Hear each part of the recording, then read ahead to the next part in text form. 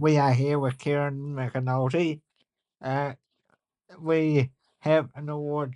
We have a bunch of awards that we set up for voting on uh, for various weeks in the lead up to this. And Kieran, you have won the award for the most relatable politician for 2024. So yeah, congratulations. Well, What thanks we very did is much. we put it out to our viewers, and we were like, "What awards do you want to give out? We want to do something positive." You won with a 75% majority of the vote. Well, that's extraordinary. I mean, I've never got 75% in any single exam I've done in my life, so I'm super stoked. I really appreciate this, Blake and Paul, and everyone that voted. What a cool thing to get. Yeah, we did something positive and happy. Do you feel relatable? Like I know it's a bit of a vague question, but how do you make yourself relatable to people out there? Well, look, I think the minute you start trying is the minute you're no longer relatable. And it's the old saying, "No one likes to try hard." Stop pretending to be anybody else but yourself. I think that's the key. And uh, I wouldn't have considered myself to be relatable personally if you asked me, but I am quite touched that others consider that.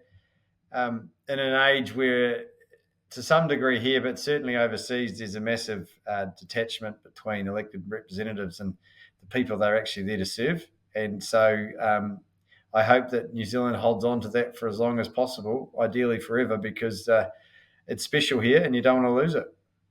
75% of the vote is quite astonishing for a majority. So you should be proud of that. Well, yeah, I'm delighted. It's pretty big, and I appreciate people's support. I've always I enjoyed the time that I came on, and I hope to have an opportunity to come on again and chat to you. I mean, the issues that we discussed last time are not going away. This government doesn't seem to be doing any reflection on the impact that it's had on the disability community. So we're just going to have to keep fighting and demonstrate to them the impact of their policies. Yeah, yeah. I know you want positivity, so I'll spin that round another way, and I'll say that what one positive thing is that the community's really rallied, and that there's a real strong bind, I think, between what the community wants to achieve and what the Labor Party wants to achieve, and we've worked really well together.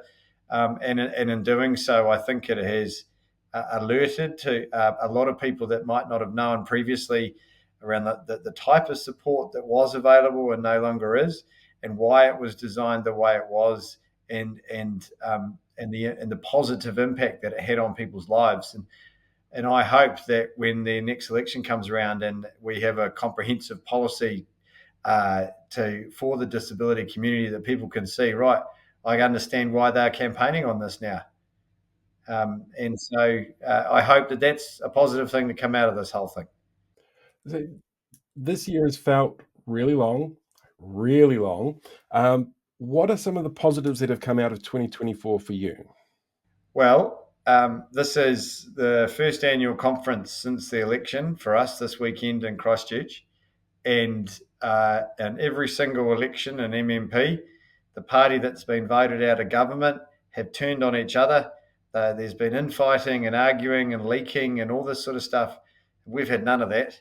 And I think that's an incredible positive thing. And I credit the leadership of Chris Hipkins for that, because many good leaders have fallen by the wayside in these circumstances, whereas he's kept everything together. And we're determined to do what we can to make this a one-term government, but we can't do that if we're fighting amongst ourselves. So to go the whole year and be in a position that's stronger than what we were after the election, I think that's a great thing. Yeah. So have you got plans for the summer? Um, Yes, um, we. The thing I'm looking forward to is a thing that we've done every year for 20 years. When I left high school, I said to my mates, "Why don't we organise a game of cricket with the locals out at Riversdale Beach, and we'll play them over summer?"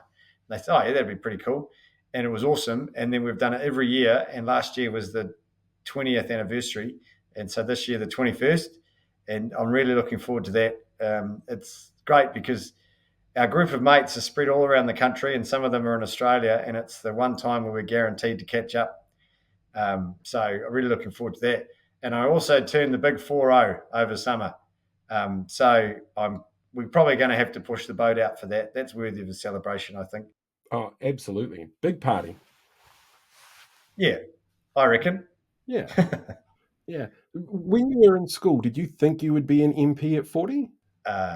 Well, I mean, back then, 40 seems so old, doesn't it? Mm. Whereas now it doesn't seem old at all. um, it's funny because when I was elected in 2017, I was the youngest MP.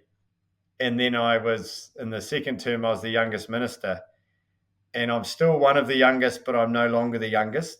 And I'm sort of in that weird stage where, even though I'm relatively young, I've got a little bit more experience now, but I've still got so much more to learn, and it's great to be um, around the MPs like those that have served for a long time, like my mate Damien O'Connor. And he's seen it all before.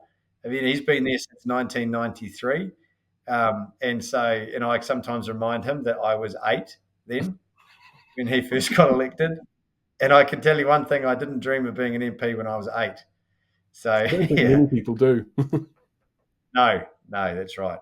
So, yeah, so those are my plans, Blake.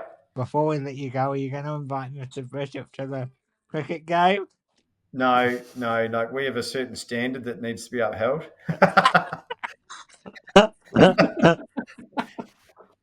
No, we'll, In terms of level for the players? yeah, well, we will definitely play a few games for the Parliament team, both of us. He's actually quite a handy little cricketer.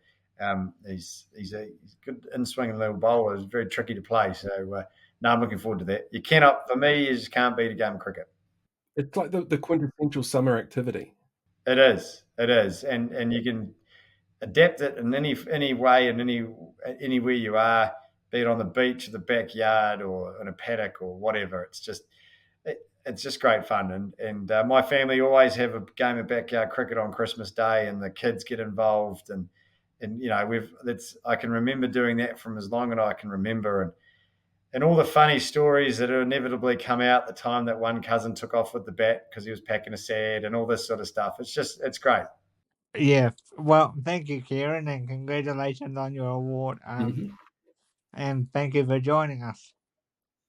Thank you, Blake, and thank you everybody for your support. I'm genuinely delighted to receive the award. Thank you.